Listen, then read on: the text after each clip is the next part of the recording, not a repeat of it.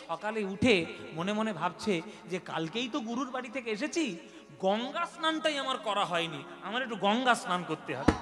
হলে এই পৌষ সংক্রান্তির দিন গঙ্গা স্নান না করলে হয়? সে গঙ্গাসাগর সে কত দূর, সেখানে তো আর যেতে পারবো না।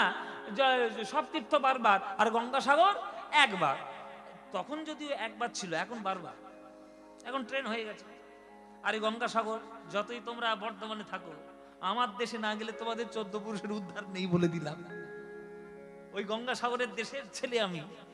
আমার বাড়ির থেকে গঙ্গাধর এই 1.5-2 ঘন্টার মধ্যেই আর কি, একদম কাছে।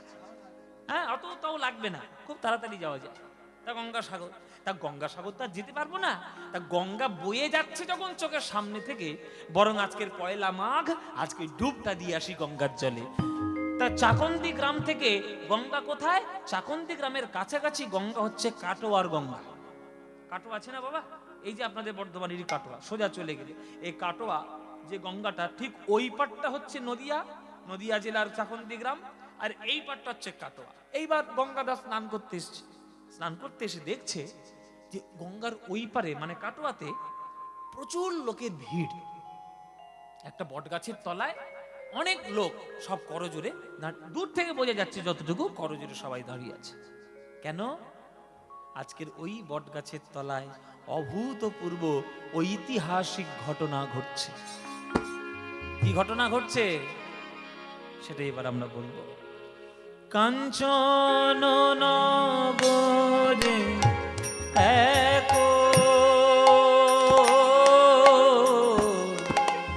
বৃক্ষ মনোহর,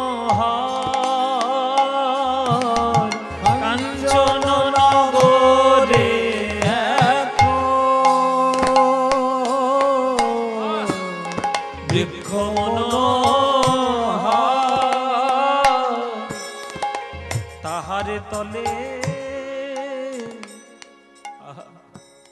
তাহারে তলে বসিলে আমার গৌরাঙ্গ সুন্দর। সবাই হাত জোড়ে করে বসুন, সবাই হাত জোড়ে করে একটু বসুন বাবা। সুরধ্বনির তীর আলো করে বট গাছের তলায় গঙ্গার তীরে আমার নিমাই বসে আছে। তাহারে তলে বসিলেন আমার গৌরাঙ্গ সুন্দর। সুরধ্বনির তীর আলো হলো, সুরধ্বনির তীর আলো আমার মহাপ্রভুর অঙ্গ ছটায়। সুরধ্বনির তীর আলো হলো মহাপ্রভুর অঙ্গ ছটায়। সুরধ্বনির তীর আলো। ওই বট গাছের তলায় আমার গৌরাঙ্গ মহাপ্রভু এসে বসেছে। কেন না? সন্ন্যাস গ্রহণ করবে বলে কাটোয়ায় কেশব ভারতীর চরণে এসেছে। কাটোয়ার লোকরা যখন জানতে পেরেছে গঙ্গার তীরে নিমাই বসে আছে, বলো মায়েরা, আর কি কেউ ঘরে থাকবে? আর কেউ ঘরে থাকবে? সব দলে দলে জানতে যখন পেরেছে, এই ওই নিমাই এসছে রে, নিমাই বট গাছের তলায় বসেছে, সে নাকি সন্ন্যাসী হবে। ওরে চল চল চল, ছুটে চল, একবার শেষবারের মতো দেখে আসি। কেননা সে যদি সন্ন্যাসী হয়ে চলে যায় আর তার নয়ন ভরে তাকে দর্শন করা হবে না। নগরের লোকধায় আর যুবক যুবতী,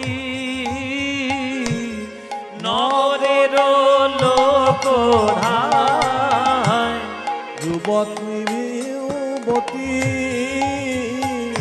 নগরের লোকধায় আর যুবক যুবতী, সতী ছাড়ে নিজ পতি,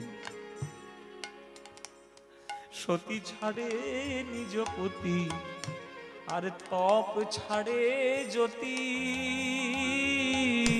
সতী ছাড়ে নিজ পতি, তপ ছাড়ে জ্যোতি। তারা দলে দলে ছুটিল রে, তারা দলে দলে ছুটিল, একবার সোনার গৌর দেখবে বলে তারা দলে দলে ছুটিল রে। একবার সোনার গৌর একবার দেখবে বলে দলে দলে ছুটিল, ওগো তারা সোনার গৌর দেখবে বলে। আর ভাগ্যে হয় কি না হয় সোনার গৌর দেখবে বলে, আর ভাগ্যে হয় কি না হয় সোনার গৌর দেখবে বলে, আর ভাগ্যে হয় কি না দলে দলে ছুটিল রে। নগরের লোকধায় আর যুবক যুবতী সতী ছাড়ে নিজ পতি, তপ ছাড়ে জ্যোতি জ্যোতি। মায়েরা সব কাটোয়ার মায়েরা সকালবেলায় গঙ্গা স্নান করতে এসছে ওই বট গাছের তলায়। যে একবার আমার গৌরাঙ্গ মহাপ্রভুকে দেখছে বরফের মতো জমাট হয়ে ওইখানে দাঁড়িয়ে যাচ্ছে, বরফের মতো জমাট হয়ে যাচ্ছে। কেননা নিমায়ের ওই রূপ দেখে আর কারোর ঘরে ফিরে আসার কারোর মন নেই। কেননা জীবনে তো শেষবারের মতো দেখছে, নিমাই যদি একবার চলে যায় আর কি কখনো দেখা হবে ওই মুখটা? আর দেখা হবে না। গঙ্গাধর বলছে ওইখানে এত ভিড় কেন? একটা লোক নদীর থেকে উঠে আসছে, গঙ্গাধর তাকে ধরেছে, ভাই রে ওই নদীর ওই পারে কিসের এত ভিড়? তখন সেই লোকটা বলছে, তুমি বুঝতে পারছো না গঙ্গাধর, ওই পারে একটা ছেলে সন্ন্যাসী হতে এসেছে। গঙ্গাধর বলছে, সে তো রোজই কেউ সন্ন্যাস হচ্ছে, এত ভিড় কেন? বলে, আজকের যে সে ছেলে সন্ন্যাসী হতে আসেনি, আজকের যে ছেলেটা সন্ন্যাসী হতে এসেছে সে হচ্ছে আমাদের সবার হৃদয়ের টুকরো, হৃদয়ের ধন, আমার সোনার নিমাই। না, কি বলছো ভাই, সোনার নিমাই আসছে? না না না না, আমি কালকেই তো দেখলাম সে হরিনাম করছে, আর আজকে সন্ন্যাস না। ও নিমাই, আমি তোমাকে সন্ন্যাসী হতে দেব না নিমাই, তোমার সঙ্গে কীর্তন করব। আমার অনেক দিনের ইচ্ছা, আমার অনেক দিনের বাসনা, তুমি যদি চলে যাও আমি কার সঙ্গে করব কীর্তন? আমি তোমাকে সন্ন্যাসী হতে দেব না। এই বলে ঝাঁপ দিয়ে পড়েছে গঙ্গাধর গঙ্গার জলে। যত তাড়াতাড়ি সম্ভব সাঁতার দিয়ে সে নদী পার করে নিমাইয়ের চরণে আসছে, যাতে নিমাই সন্ন্যাস হতে না পারে। ও মায়েরা, একমুখী টান নদী, তাড়াতাড়ি কি পার করে আসা যায়? কত কষ্ট করে পার করে আসতে হচ্ছে। এদিকে নিমাই আমার সন্ন্যাসী হবে বলে মুন্ডন করে আজ বসে রয়েছে কেশব ভারতীর কাছে। গুরুদেব, আপনি দয়া করে আমায় দীক্ষাটা দিন। যে ঘর ছেড়ে বেরিয়ে এসেছি সেই ঘর ছেড়ে আমি আর যেতে পারবো না ঘরে। আপনি দয়া করে আমাকে সন্ন্যাস মন্ত্রে দীক্ষা দিন। নিমাইকে দীক্ষা দিচ্ছে কেশব ভারতী, আর কাটোয়ার লোক তারা আকুল হয়ে কাঁদছে, আকুল হয়ে কাঁদছে। ওগো, এই ছেলেটা সন্ন্যাসী হয়ে চলে যাবে, এর বাড়ির লোক একে আজ্ঞা দিল কি করে সন্ন্যাস হওয়া? শুনেছি কিছুদিন আগে বিয়ে করেছে বিষ্ণুপ্রিয়া বলে একটা মেয়ের সঙ্গে, সেই মেয়েটাই বা কি করে অনুমতি দিল সন্ন্যাস হওয়ার?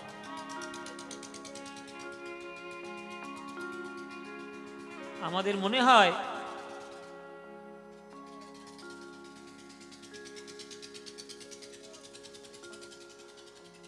টাইটানিক জাহাজ যাচ্ছে।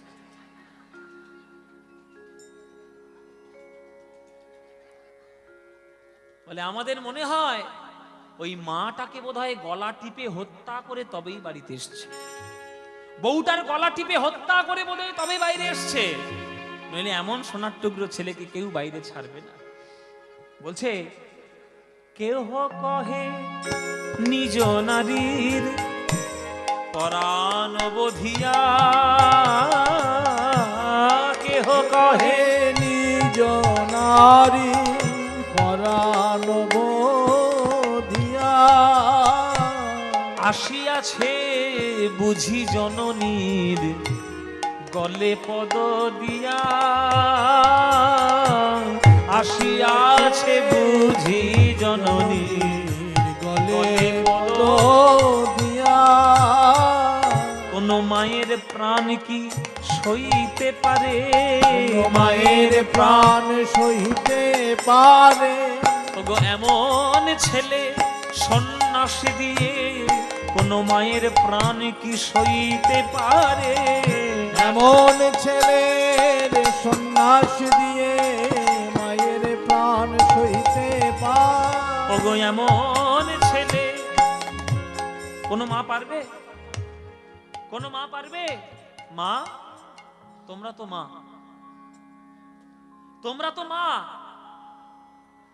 তোমরা এই দুঃখ বুঝবে না তো কে বুঝবে একটা রমণী একটা নারী নিজেকে ধন্য বলে মনে করে সব থেকে সেদিন আনন্দিত হয় সে যখন জানতে পারে সে সন্তানের জননী হতে চলেছে সেই দিনের মতো আনন্দ সে কোনোদিন পায় না তাই শরীরের শত দুঃখ সহ্য করেও একটা সন্তানকে জন্ম দেয় সারা জীবন ধরে মনের মধ্যে একটা আশা করে থাকে যে মা হয়ে যদি সন্তানের কোলে মাথা রেখে মরতে পারি আমার জীবনটা ধন্য হবে একটা মায়ের আশা সন্তানের কোলে মাথা রেখে মরবো কিন্তু সন্তান যদি মায়ের কোলে মাথা রেখে মরে যায় এর থেকে বড় কষ্ট আর কিছু আছে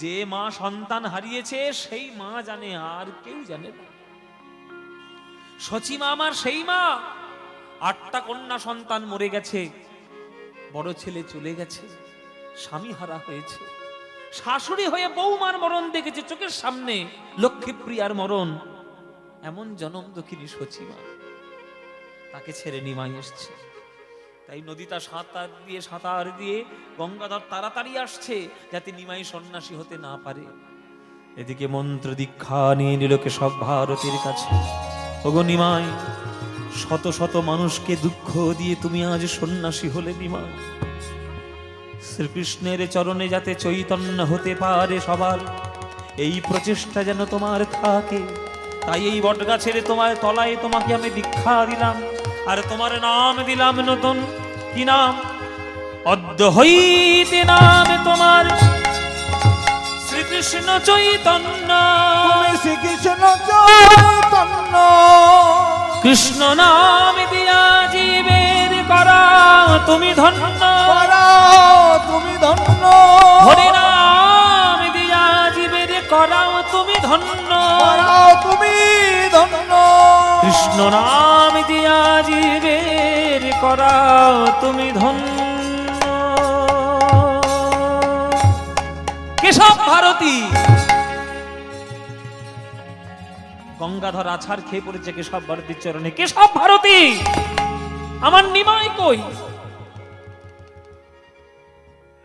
কেশব ভারতী দেখিয়ে দিলেন এই তো তোমার নিমাই এই আমার নিমাই এই আমার নিমাই আমার নিমাইয়ের ঘাড় পর্যন্ত কোঁকড়ানো চুল ছিল কি অপরূপ দেখতে ছিল আপনি মুন্ডন করিয়ে কি করেছেন আমার নিমাইকে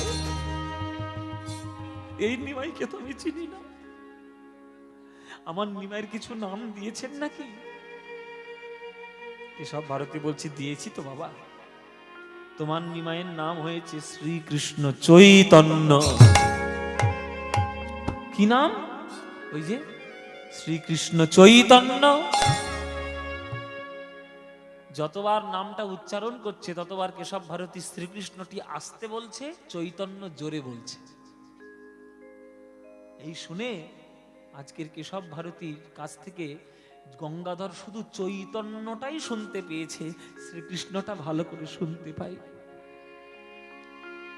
তাই গঙ্গাধর বলছে নিমাই তুমি একটা এই চৈতন্য নাম পাওয়ার জন্য তুমি আমাদেরকে বঞ্চিত করেছ সোনার নদিয়াকে তুমি বঞ্চিত করলে তোমার বিশ্বম্বর নাম পছন্দ নয় তোমার গৌরাঙ্গ নাম পছন্দ নয় তোমার নিমাই নাম পছন্দ নয় তোমার গৌর নাম পছন্দ নয় আমাদের সবাইকে বঞ্চিত করেছ নিমাই তাই তোমার সঙ্গে আর আমি কথা বলবো না চৈতন্য নামে আমি পাগল হলাম আমি কোন নাম জানি না চৈতন্য চৈতন্য করি উন্মাদ হইল উন্মাদ হইল নয়নের ধারায় গঙ্গাধার ভাসিতে লাগিল হাসিতে লাগিল নয়নের ধারায় গঙ্গাধার ভাসিতে লাগিল। বাড়িতে ফিরে এলো, শুধু মুখে একটাই শব্দ, চৈতন্য চৈতন্য চৈতন্য আমার চৈতন্য। পাড়ার লোকেরা যদি পণ্ডিত মশাই বলে সাড়া নেই, ভট্টাচার্য মশাই বললে সাড়া নেই, ঠাকুর মশাই বললে সাড়া নেই, ও গঙ্গাধর সাড়া নেই। কেউ যদি একবার ভুল করে বলে ফেলে ও চৈতন্য দাস, হ্যাঁ কে ডাকলে, কে আমায় ডাকলে, কে কে, এই চৈতন্য নামে সে পাগল হল। বেশ কয়েকটা বছর কেটে গেছে, তারও স্ত্রীর নাম ছিল লক্ষ্মীপ্রিয়া দেবী। একদিন মধ্যরাত্রে বিছানার উপরে বসে বসে ফুপিয়ে ফুপিয়ে কাঁদছে, ফুপিয়ে ফুপিয়ে কাঁদছে। তখন লক্ষ্মীপ্রিয়া বলছে, তুমি কাঁদছো কেন স্বামী? তখন গঙ্গাধর বলছে, আমার নিমাইয়ের কথা বড্ড মনে পড়ছে লক্ষ্মী।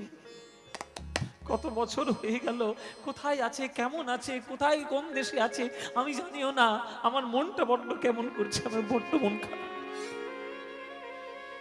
তখন লক্ষ্মীপ্রিয়া বলছে, তা তুমি কাঁদছো কেন? তোমার নিমাই এখন তো বাস করছে পুরীতে, পুরীতে বাস করছে শ্রীকৃষ্ণ চৈতন্য হয়ে, তা তুমি সেইখানে যাও না, পুরীতে জগন্নাথ দর্শন হবে আর নিমাইকেও দর্শন হবে। যাবো লক্ষ্মীপ্রিয়া? হ্যাঁ যাও, নিশ্চয়ই যাও, আমি বাধা দেব না। বাধা কেন দেব স্বামী? বরং তুমি যদি আমায় আজ্ঞা দাও, তাহলে তোমার সঙ্গে সঙ্গে আমিও যদি একটু নিমাইকে দেখে আসতে পারতাম, আমার মনটা একটু ভালো হতো। আমাকে তুমি নিয়ে যাবে স্বামী? তুমি যাবে লক্ষ্মী আমার সঙ্গে? নিশ্চয়ই যাব, কেন যাব না। বেশ, তাহলে চলো সস্ত্রীক গমন করি আমি নিমাইকে দর্শন করার জন্য পুরীতে। আজ লক্ষ্মীপ্রিয়া আর আজকের গঙ্গাধর দুজনেই চলেছে জগন্নাথ ধাম দর্শন করতে। বলে জগন্নাথও দেখা হবে আর আমার নিমাইকেও দেখা হবে।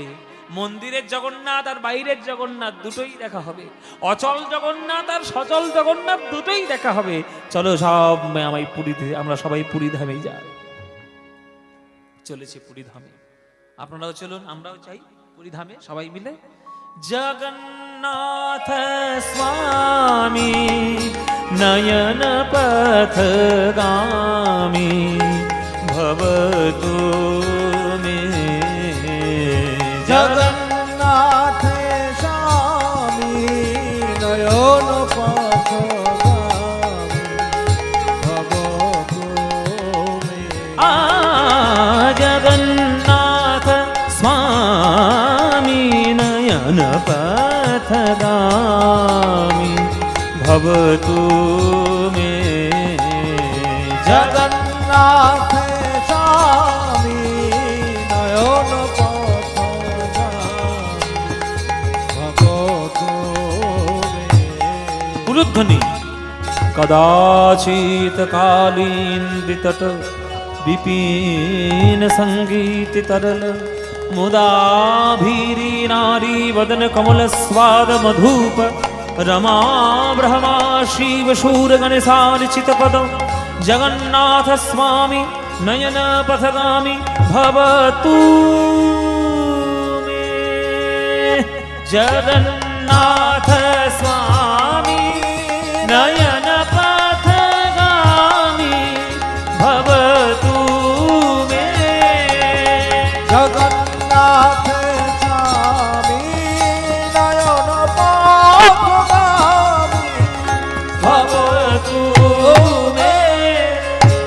जगन्नाथ स्वामी नयन पथगामी भवतु मे।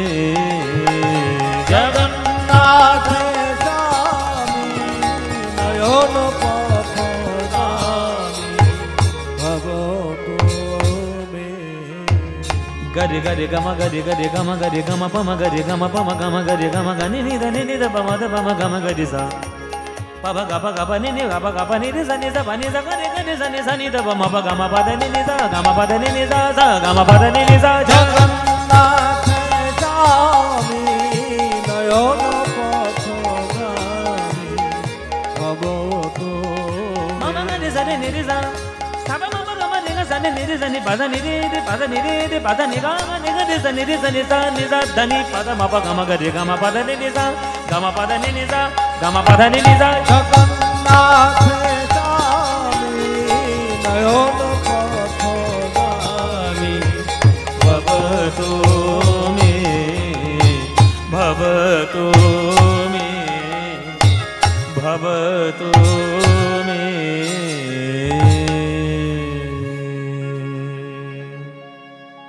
সবাই বলুন জগন্নাথ দেব কি জয় জগন্নাথ দেব কি জগন্নাথ দেব কি বলো বলভদ্র জিউ কি সুভদ্রা মাই কি শ্রীকৃষ্ণ চৈতন্য মহাপ্রভু কি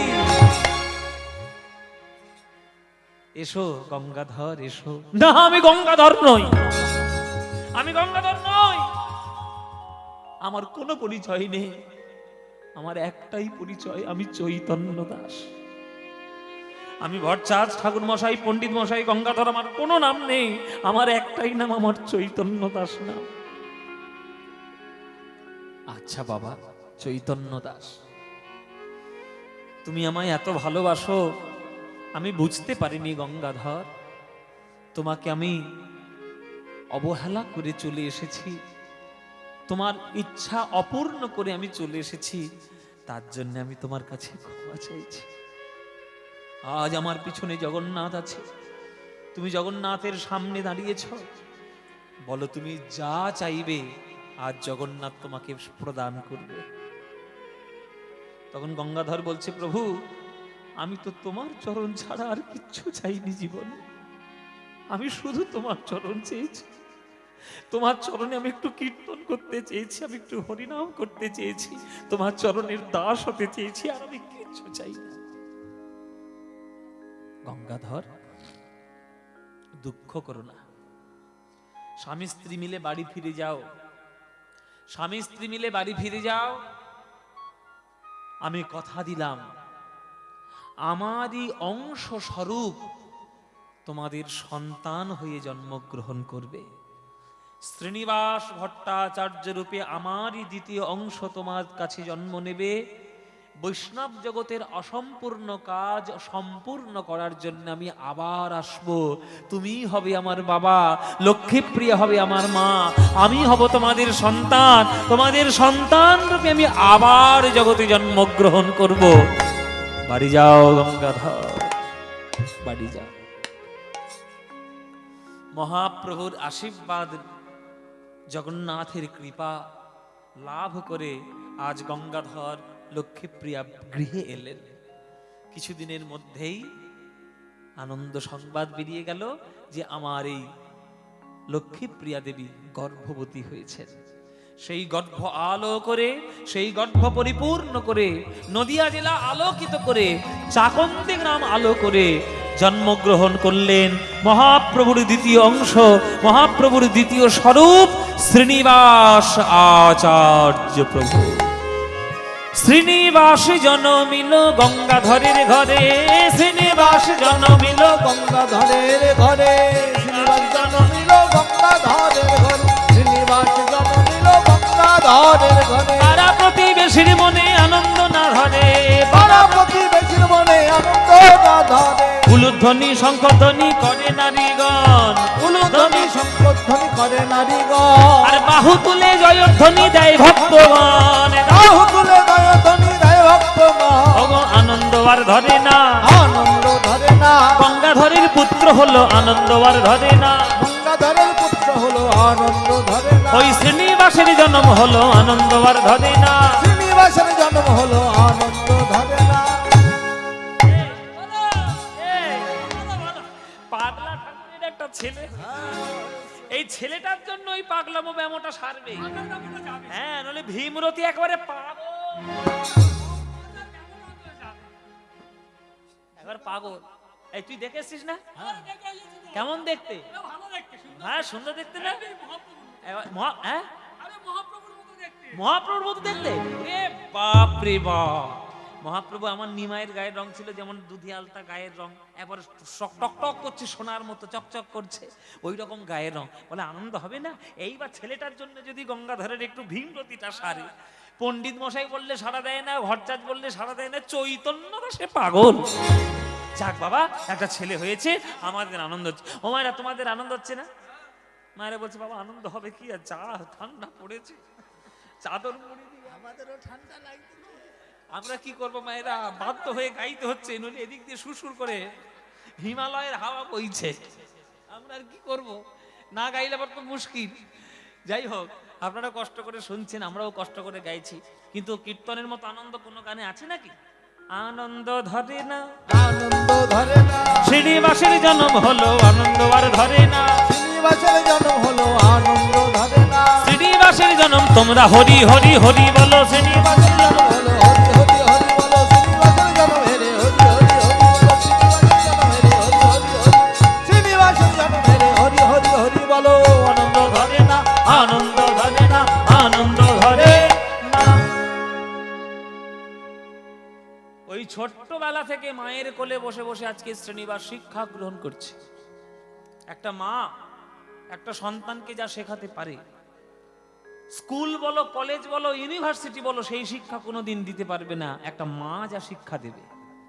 তাই মা নিজেই একটা ইউনিভার্সিটি, মা নিজেই একটা বিশ্ববিদ্যালয়। পিতা মাতার চরণে সন্তান যতটা শিখবে, সারা জীবনে সেই শিক্ষা স্কুল কলেজে পাবে না। স্কুল কলেজে গেলে কি শিখবে? 5 দোকানে 10, 3 5 15, হ্যাঁ, এবিসিডি, অ্যাপেল বল, আর a square plus 2b plus b square, নানান ধরনের ফর্মুলা, বীজগণিত, পাটিগণিত, ভৌত বিজ্ঞান, রাষ্ট্রবিজ্ঞান, রসায়ন বিজ্ঞান সব শিখবে। কিন্তু মানুষ কাদের কোলে হবে? বাবা মায়ের কোলে হবে। তাই আপনারা মা, সন্তানকে মানুষ করার দায়িত্ব আপনাদের। দেখুন কি করে শ্রীনিবাস মানুষ হচ্ছে। 6 মাস বয়স হয়ে গেছে, শ্রীনিবাস সবে হামাগুড়ি দেওয়া শুরু করেছে। তা হামাগুড়ি দেওয়া যখন শুরু করেছে, আলতো আলতো কথা যখন বেরোচ্ছে, হ্যাঁ, যখন আলতো আলতো কথা বেরোচ্ছে, তখন মা সন্ধেবেলায় ওই ঘরের সামনে ঠাকুর ঘর, সেই ঠাকুর মন্দিরে কোলে করে বসায়, আর বসিয়ে ওই ছোট্ট ছোট্ট হাত দুটি নিয়ে এরকম করে তালি তালি দিয়ে শেখাচ্ছে। বলো তো বাবা, বলো, বলো বাবা, বলো নিতাই নিতাই নিতাই, বলো গৌর গৌর গৌর। মা শেখাচ্ছে। বলো বাপ শ্রীকৃষ্ণ চৈতন্য সুন্দর, বলো বাপ শ্রীকৃষ্ণ চৈতন্য সুন্দর, বলো বাপ শ্রীকৃষ্ণ চৈতন্য সুন্দর, বলো বাপ শ্রীকৃষ্ণ চৈতন্য সুন্দর, শ্রীবাসাদি অদ্বৈত আরে গদাধর, হরি বল হরি বল। অদ্বৈত আর গদাধর, শ্রীবাসাদি অদ্বৈত আর গদাধর, বলো বাপ শ্রীকৃষ্ণ চৈতন্য সুন্দর, বলো বাপ শ্রীকৃষ্ণ চৈতন্য সুন্দর, শ্রীবাসাদি অদ্বৈত আরে গদাধর, শ্রীবাসাদি অদ্বৈত আর গদাধর, জয় রূপ সনাতন ভট্ট রঘুনাথ, জয় রূপ সনাতন ভট্ট রঘুনাথ, শ্রীজীবী গোপাল ভট্ট দাস রঘুনাথ। শ্রীজীবী গোপাল ভট্ট দাস রঘুনাথ। আপনারা জীবনে শিখিয়েছেন? জীবনে শিখিয়েছেন? বাচ্চা ছেলে কোলে আছে আর তুমি সন্ধ্যেবেলায় সিরিয়াল দেখতে বসেছো, বোঝে না, সে বোঝে না, টিভি দেখছো, তো ওই যে বাচ্চাটা কোলে সারা জীবনে কিচ্ছু বুঝবে না। বৃদ্ধাশ্রমে তোমাদের জায়গা এমনি হচ্ছে না, তোমাদের দোষে হচ্ছে। ছোট্টবেলা থেকে কানে তো 20 মন্ত্র ঢুকিয়ে দিচ্ছ, তা তারা মানুষ হবে কি করে? চোখের মাথা খাচ্ছ, কর্তার পকেট থেকে পয়সা খসছে, দামি দামি টিভি আসছে, চোখের মাথা খাচ্ছ, মাথার ব্যায়াম হচ্ছে, আর সংসারের অশান্তি ঘটছে। সিরিয়ালে এই কটা উপকার ছাড়া কিচ্ছু পাচ্ছ না। কি করে শাশুড়ির খাবারে বিষ মাখাবে, কি করে বৌমার গলা টিপে মারবে, আর কি করে নায়ককে ধরে ধরে 5-10টা করে বিয়ে দিয়ে দেবে। যত সব অশিক্ষিতদের দল, সেই সব আপনারা বাড়িতে ঢোকাচ্ছেন, আর আপনারা নিজেরাই সব সেইগুলো দর্শন করে আর নিজেদের সংসারে খাল কেটে কুমির নিয়ে আসছেন। জীবনে কখনো সন্তানকে কোলে করে নিয়ে এই মন্দিরে বা শিব মন্দিরে বা এই রাধা গোবিন্দ মন্দিরে এসে বসেছেন আর বলেছেন বলো বাবা, বলো বাবা নিতাই নিতাই, বলো গৌর গৌর গৌর। তবেই না সেই বাচ্চাটা বড় হয়ে জানতে চাইবে নিতাইকে, গৌরকে, বিবেকানন্দকে, রামকৃষ্ণকে, তবেই তো সে জানতে চাইবে। জানতে চাইলে তবেই সে মানুষ হবে। মানুষ করুন। মানুষের অবয়ব চারিদিকে ঘুরে বেড়াচ্ছে, মানুষ ঘুরে বেড়াচ্ছে না। মানুষ যদি ঘুরে বেড়াতো, আজকের ইসরায়েলের যা দশা হচ্ছে ওটা হতো? গাজায় যা হচ্ছে, ইসরায়েলে যা হচ্ছে, সারা বিশ্বে যা যুদ্ধ হচ্ছে, মানুষ হলে হতো? জেনে রাখবেন, যে দেশ থেকে সঙ্গীত চলে যায়, যে দেশ থেকে কালচার চলে যায়, যে দেশ থেকে চিত্রকলা চলে যায়, যে দেশ থেকে গান বাজনা চলে যায়, সেই দেশটা গোলা বারুদের দেশ হতে বেশি দিন সময় লাগে না। তার জলজ্যান্ত প্রমাণ এই Pakistan, Afghanistan, Iraq, Iran, Gaza, Israel যা দেখছেন সব ওই উদাহরণ। তাই তাদের দেশে গান বাজনা নেই, প্রেম নেই, মনুষ্যত্ব নেই, তা সেখানে বোমা গোলাগুলি হবে না তো কি হবে? মানুষ করুন, মানুষ। কোলে বসান, বাচ্চাদের হাতটা করতালি দিয়ে শেখান, নিজেরাও শিখবেন, বাচ্চাদেরও শেখাবেন। জয় রূপ সনাতন ভট্ট রঘুনাথ, জয় রূপ সনাতন ভক্ত রঘুনাথ, শ্রীজীবী গোপাল ভট্ট দাস রঘুনাথ, শ্রীজীবী গোপাল ভট্ট দাস রঘুনাথ। এই ছয় গোসাইয়ের করি চরণ বন্দন, এই ছয় গোসাইয়ের করি চরণ বন্দন, যাহা হইতে বিঘ্ন নাশ অভীষ্ট পূরণ, যা হইতে বিঘ্ন নাশ অভীষ্ট পূরণ। এই ছয় গোসাই যাবে ব্রজে কইলে বাস, এই ছয় গোসাই যাবে ব্রজে কইলে বাস। অগ রাধা কৃষ্ণ নিত্য লীলা করিলেন প্রকাশ। রাধা কৃষ্ণ নিত্য লীলা করিলেন প্রকাশ। বাবা বদন ভরে জয় দাও, বদন ভরে জয় দাও, বদন ভরে জয় দাও, বদন ভরে জয় দাও। জয় দিলে জয়ী হবে বদন ভরে জয় দাও, জয় দিলে জয়ী হবে বদন ভরে জয় দাও। জয় দিলে জয়ী হবে হরি হরি হরি বলে, জয় দিলে জয়ী হবে। হবে হরি হরি হরি বলে জয় দিলে জয়ী হবে, হরি হরি হরি বলে জয় দিলে জয়ী হবে, হরি হরি হরি বলে জয় দিলে জয়ী হবে, হরি হরি হরি বলে জয় দিলে জয়ী হবে। বদন ভরে জয় দাও, বদন ভরে জয় দাও, বদন ভরে জয় দাও। মায়ের কোলের শিক্ষা নিতে নিতে শ্রীনিবাসের বয়স হলো ওই 6-7 বছর। বাবার হাত ধরে, বাবার হাত টেনে টেনে শ্রীনিবাস বলছে, বাবা আমায় পাঠশালায় পাঠাবে না? আমি পড়াশোনা করতে যাব না? রক্ত কথা বলছে তো, রক্ত কথা বলবে না?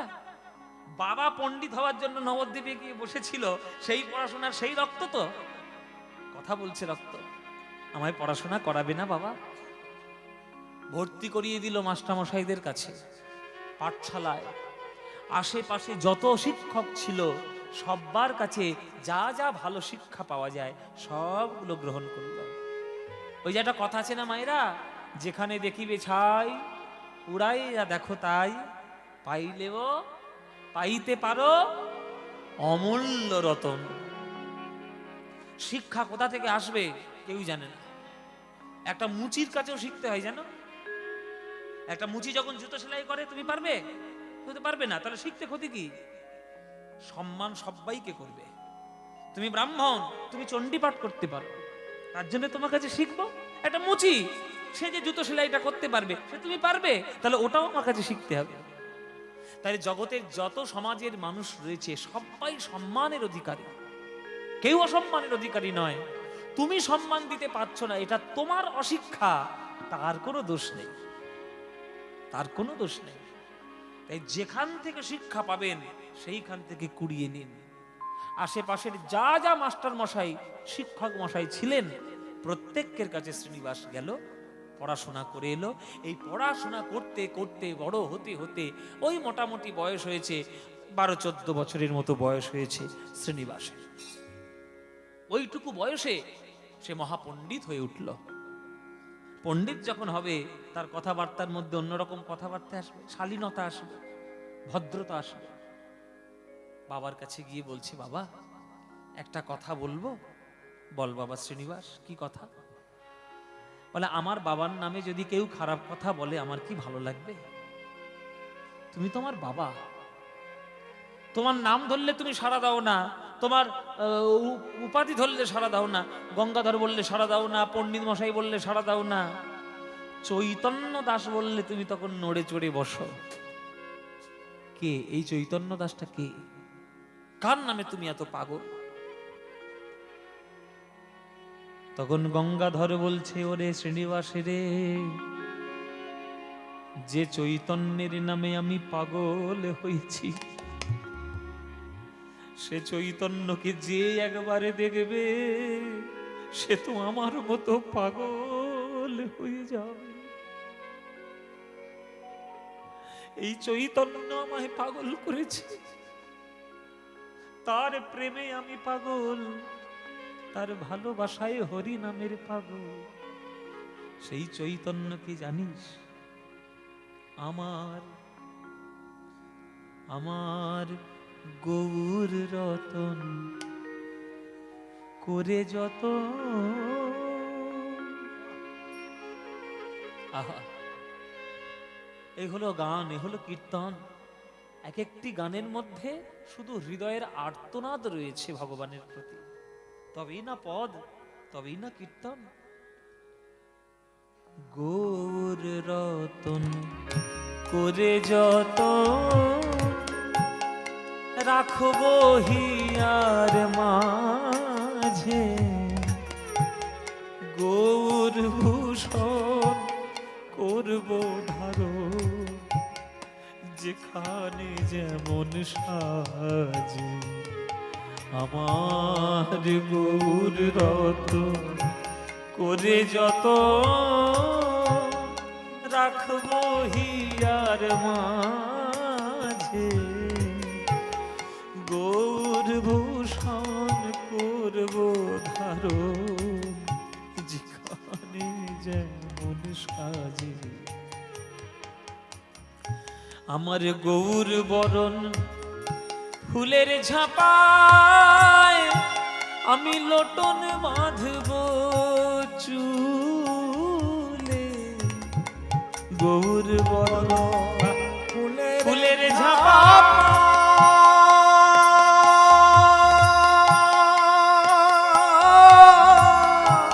আমি লোটন বাঁধব চুলে, গৌর বলে গরব করে আমি পথে যাব চলে, আমি গৌর বলে গরব করে পথে যাব চলে।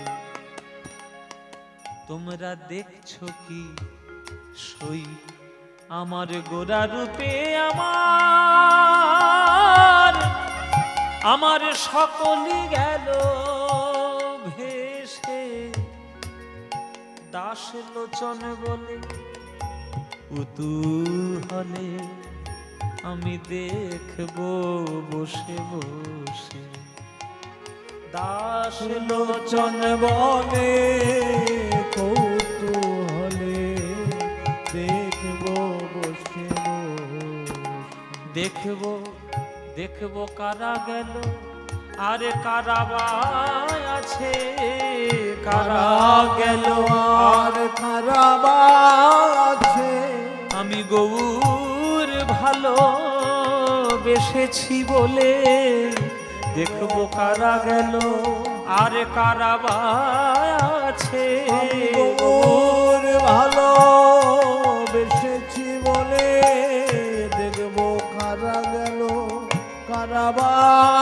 আছে, দাস লোচন বলে কুতূহলে আমি দেখবো বসে বসে।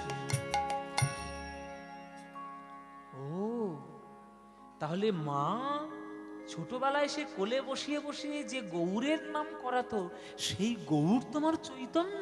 বলে হ্যাঁ, ওই গৌরী আমার চৈতন্য, ওর জন্যই আমি পাগল হয়েছি রে শ্রীনিবাস। বাবা তুমি তো গৌরকে দেখেছো, আমি তো গৌরকে দেখিনি, তুমি আমায় কৃপা করে একটু গৌরকে দেখাতে পারবে? তোমার কথা শুনে আমার গৌরের প্রতি প্রেম অনুরাগ বৃদ্ধি হয়েছে, আমি একবার দেখবো গৌরকে, আমায় দেখাতে পারবে? শ্রীনিবাস, পড়াশোনা সারা জীবন করবি, কিন্তু একবার যদি গৌর আমার বেরিয়ে যায় জগৎ থেকে আর পাবি না। ওই গৌর আমার এখন বসবাস করছে পুরীতে। তার শরীর ভালো নয়, লোকের মুখে আমি শুনেছি সে হরিনাম করতে করতে নাকি সমুদ্রের জলে ঝাঁপিয়ে পড়ে, সে নাকি কীর্তন করতে করতে তার চোখ বেরিয়ে আসে, সে নাকি হরিনাম করতে করতে হাত পা অবশ হয়ে যায়। যত শিগগির পারিস পুরীতে গিয়ে একবার আমার গৌরাঙ্গকে দেখে আয়, তারপরে তুই সারা জীবন পড়াশোনা কর, আমার বাধা দেব কিচ্ছু নেই, কিন্তু একবার গৌরকে দেখে আয়। বেশ বাবা, আমি আর দেরি করব না, আমি গৌরকে দেখতে যাব। আমি এই তোমার চরণে প্রণাম করে আমি কালকেই বেরিয়ে যাব, আর দেরি করব না। শুভস্য শীঘ্রম, যত তাড়াতাড়ি পারা যায় শুভ কাজ করে দিতে হয়। তারপরের দিন সকালবেলায় ছুটে চলল পুরীতে দর্শন করার জন্য গৌর হরিকে। সেদিন ছিল সরস্বতী পুজো বাবা, চারিদিকে সব সরস্বতী পুজো হচ্ছে, আর সেই সময় গৃহত্যাগ করছে শ্রীনিবাস গৌরকে দেখবে বলে। গৌর গৌর গৌর গৌর গৌর গৌর গৌর হে, গৌর গৌর গৌর গৌর গৌর গৌর গৌর হে, গৌর গৌর গৌর গৌর গৌর গৌর গৌর হে, গৌর গৌর গৌর গৌর গৌর গৌর গৌর হে, গৌর গৌর গৌর গৌর গৌর গৌর গৌর হে, গৌর গৌর গৌর গৌর গৌর গৌর গৌর হে, গৌর গৌর গৌর গৌর গৌর গৌর রক্ষ মাং, গৌর গৌর গৌর গৌর গৌর গৌর রক্ষ মাং, গৌর গৌর গৌর গৌর গৌর গৌর পাহি মাম, গৌর গৌর গৌর গৌর গৌর গৌর পাহি মাং, গৌর গৌর গৌর গৌর গৌর গৌর হে, গৌর গৌর গৌর গৌর গৌর গৌর গৌর গৌর হে, নিতাই গৌর হরি বল হরি বল। গৌর হে,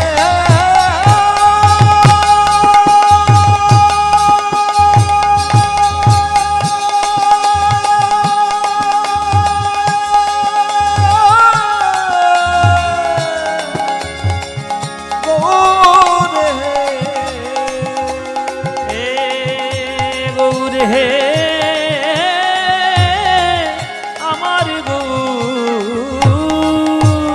হে, গৌর গৌর গৌর গৌর গৌর গৌর গৌর হে, গৌর গৌর গৌর গৌর গৌর হে, নিতাই গৌর হরি বল, গৌর গৌর গৌর হে, গৌর গৌর গৌর গৌর গৌর হে।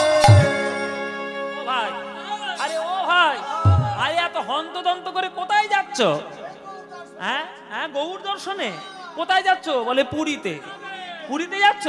তা পুরীতে কি জগন্নাথ পালাচ্ছে নাকি? তারা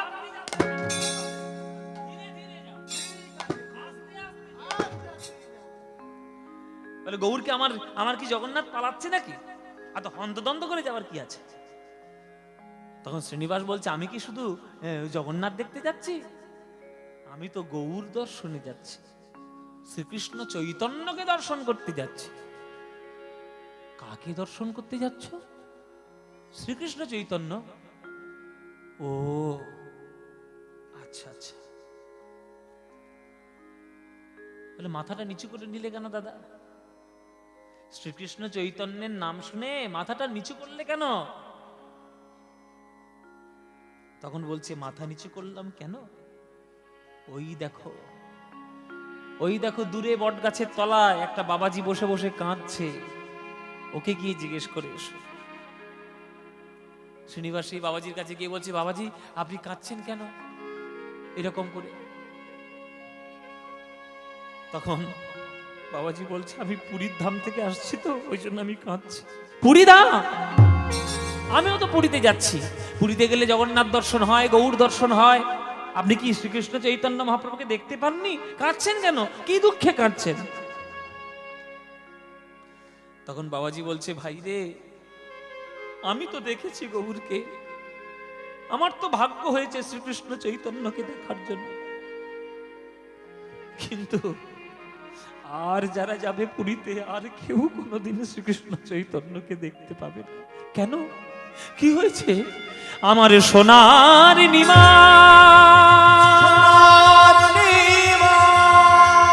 আমার প্রাণের গৌর হরি শ্রীকৃষ্ণ চৈতন্য এই জগতে না,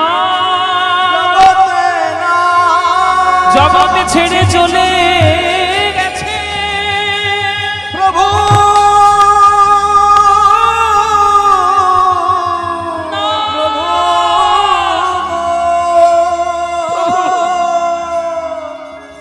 এ তুমি কি করলে গৌর সন্ধ্যা?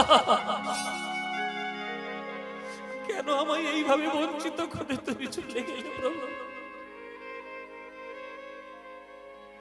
বাবার আজ্ঞায় তোমার চরণ দর্শন করব বলে ছুটে চলেছি, আর তুমি চরণটাই সরিয়ে নিলে প্রভু, আর আমার দেখা হলো না। ও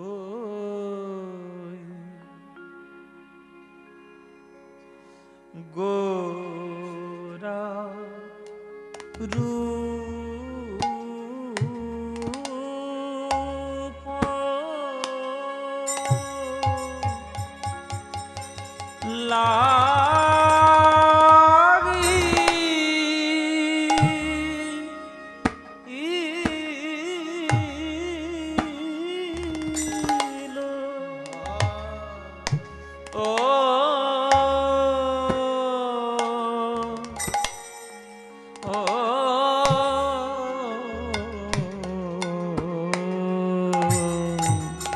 গোরারূপ লাগিল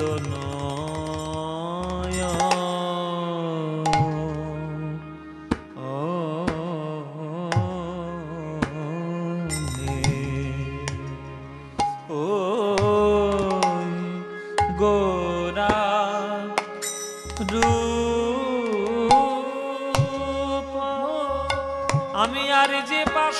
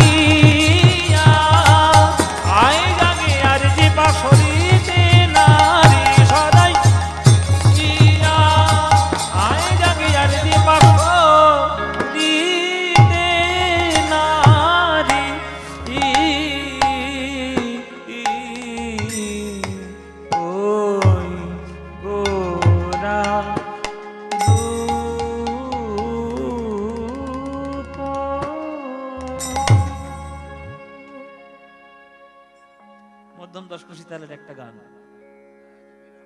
হ্যাঁ না এটা বিরাম না, এটা মধ্যম গান।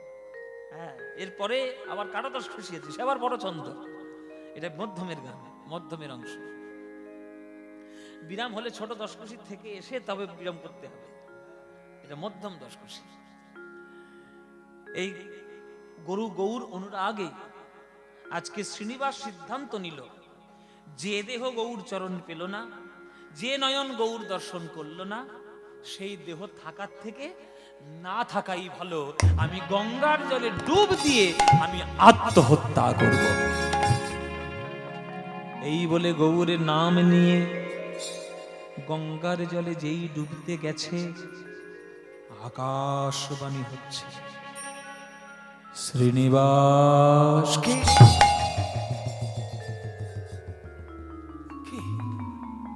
শ্রীনিবাস, তুমি যার নামে পাগল আমি সেই বলছি। প্রভু তুমি আকাশবাণী কেন করছো? দেখা কেন দিলে? আমার এই দেহ থাকার থেকে তো না থাকাই ভালো। কেন আমি এই দেহটা নিয়ে থাকবো? তোমার চরণ দর্শন করতে পারি না।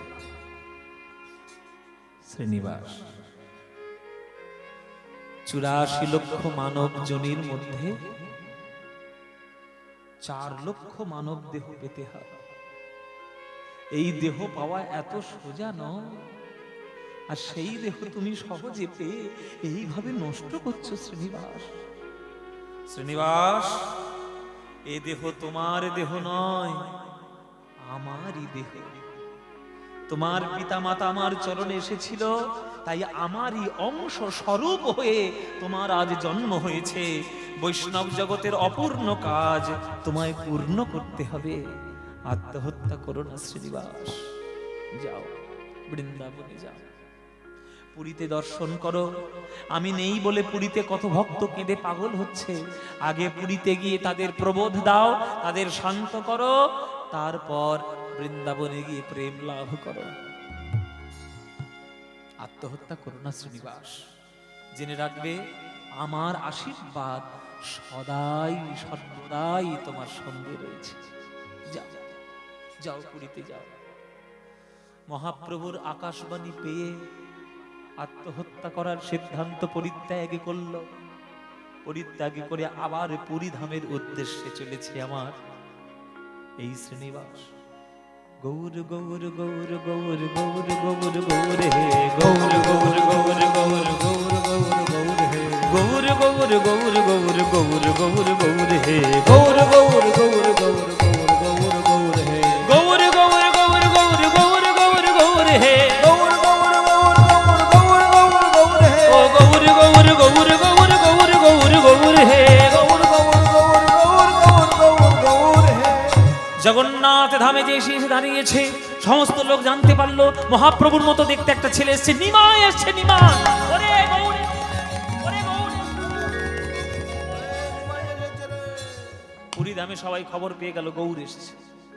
দেখতে তো নিমাইয়ের মতো একেবারে, একদম সেই লাল টকটকে দেহ, সোনার মতো, মুখটাও সেই রকম। সবাই গৌর গৌর বলে পাগল। সব ভক্তরা ছুটে এসে বলছে, আগে তুমি গদাধরের আশ্রমে যাও। গদাধর কেঁদে পাগল, কখন কি হয়ে যায় কোনো ঠিক নেই। আগে গদাধরের কাছে যাও। গদাধরের কাছে গিয়েছে। আমার গঙ্গাধরে গদাধরের কাছে গেলেন।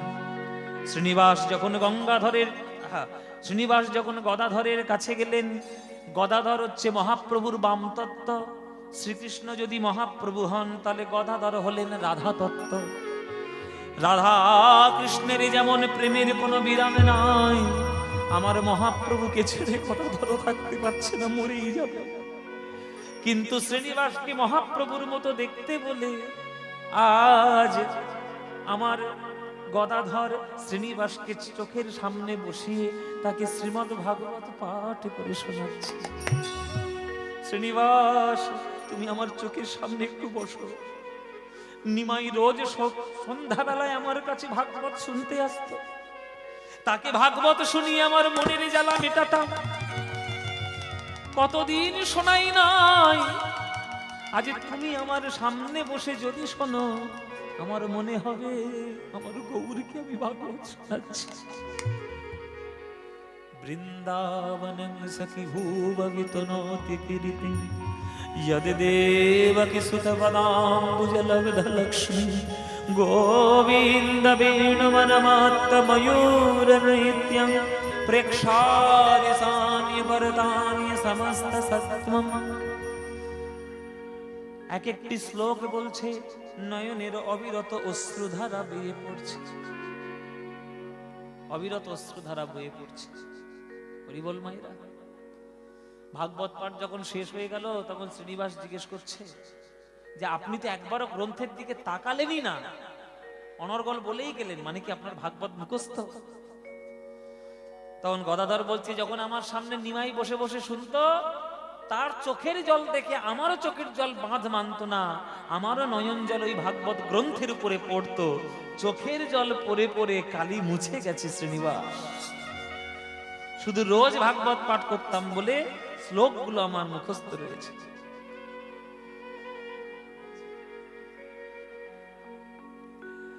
তাই তুমি আমার সামনে বসে আজকে শুনছো, মানে আমার কাছে গৌরের মতো।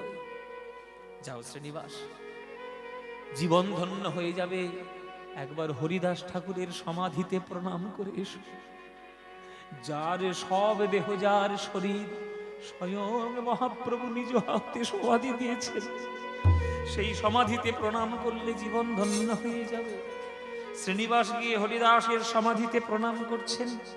এই কৃপা করো মোরে ঠাকুর হরিদাস গো এই কৃপা করো মোরে ঠাকুর হরিদাস গো জনম জনম যেন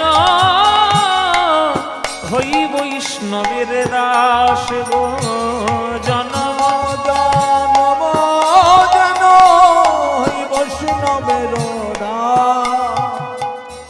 হরিদাসের সমাধিতে প্রণাম করলেন। আপনারা পুরীতে গিয়েছেন তো? পুরীতে কারা কারা গিয়েছেন হাত তুলুন। প্রায় সবাই, প্রায় মোটামুটি সবাই। এবার হরিদাসের সমাধি কজন দেখেছেন হাত তুলুন। হাতটা দেখছেন অল্প। এখনকার দিনের লোকেরা পুরীতে যায় শুধু সমুদ্রে আছাড় খাওয়ার জন্যে। পুরীতে যাব আর ওই সমুদ্রের জলে গিয়ে ঢেউয়ের মধ্যে গিয়ে আছাড় খেয়ে, এইটাই এখন পুরীতে বেড়ানো। হরিদাসের সমাধি স্বর্গদ্বার শ্মশানের কাছাকাছি, দর্শন করতে হবে না? আমরা এই যে ফলের নির্যাসটাকে খাই, আদ্যপান্ত ফলটাকে খাই না। ওই জন্যই আমাদের এই দশা বাবা। ফলের জুস করে খাচ্ছেন, জুস খাবেন না, গোটা ফল খেয়ে নিন। গোটা ফল যেটা আনন্দ দেবে, জুস কখন আনন্দ দেবে না। তাই জুসের মতো ওই কেবলমাত্র পুরীতে শুধু ঘুর ঘুর করে ঘুরে আসা, এটা ঠিক নয়। পুরীতে আদ্যপান্ত গিলে খান, তবে এই পুরীর কৃপাগুলো তো পাবেন। গম্ভীরা দর্শন করুন, হরিদাসের সমাধি দর্শন করুন, টোটা গোপীনাথের মন্দিরে যান, আলারনাথ মন্দিরে যান, গুন্ডিচা মন্দির যান, 18 নালা যান, জগন্নাথের ভোগ মন্দির দর্শন করুন, জগন্নাথের সমাধি ক্ষেত্র দর্শন করুন, তবেই না পুরী। ওই উপরে উপরে কিছু হবে না, সব ভেতরে প্রবেশ করতে হবে। ভেতরে প্রবেশ করুন। বাড়িতে ফিরে এলো শ্রীনিবাস। গঙ্গাধর বলছে, ফিরলি কেন বাবা? সংসারে তো আর তোমার জায়গা নেই। যে একবার গৌর প্রেমে ধন্য হয়েছে তার আবার সংসার কি?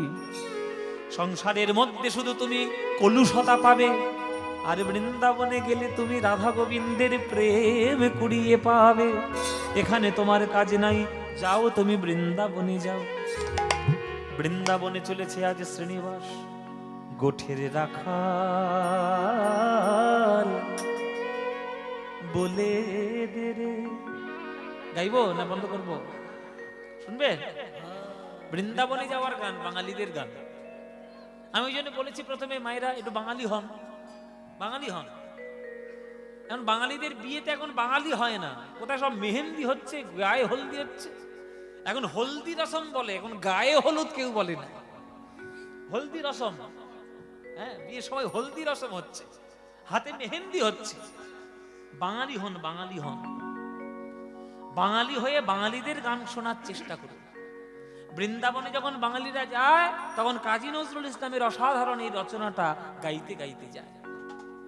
চলুন আমরাও তো সেটা একটু শুনে শুনে আমরাও বৃন্দাবন যাই। গোঠের রাখাল বলে দে রে, কোথায় বৃন্দাবন?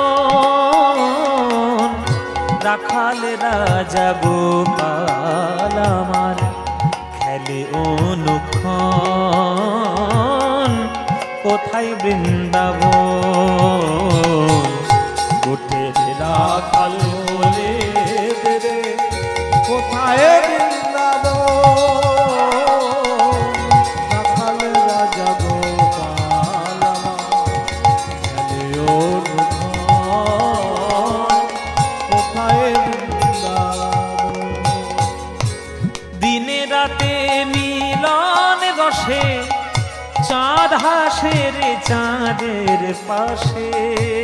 দিনে রাতে মিলন বসে, চাঁদ হাসে রে চাঁদের পাশে। যেথা পথের ধুলায় ছড়িয়ে আছে, পথের ধুলায় ছড়িয়ে আছে শ্রী হরিচন্দন, কোথায় বৃন্দাবন? গোঠের রাখাল বলে দে রে, কোথায় বৃন্দাবন? রাখাল রাজা গোপাল আমার কোথায় বৃন্দাবন? যেথা কৃষ্ণ নামের ঢে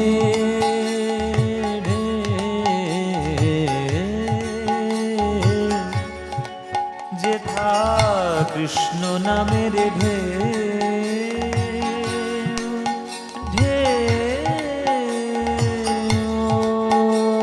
ওঠে রে। সুনীল যমুনায় তমাল বনে আজ কানুর নূপুর শোনা যায় গো, নূপুর শোনা যায়। আজও যেথা কদম তলে বেনু বাজে সাঁঝ সকালে। আজ দেখা তলে বেনু বাজে সাজে সকাল। যেথা নিত্য লীলা করে আমার, নিত্য লীলা করে আমার মদন মোহন। কোথায় বৃন্দাবন গোঠের রাখাল বলে রে, কোথায় বৃন্দাবন রাখাল রাজা গোপাল আমার খেলে অনুক্ষণ। কোথায় বৃন্দাবন, কোথায় বৃন্দাবন, কোথায় বৃন্দাবন, কোথায় বৃন্দাবন।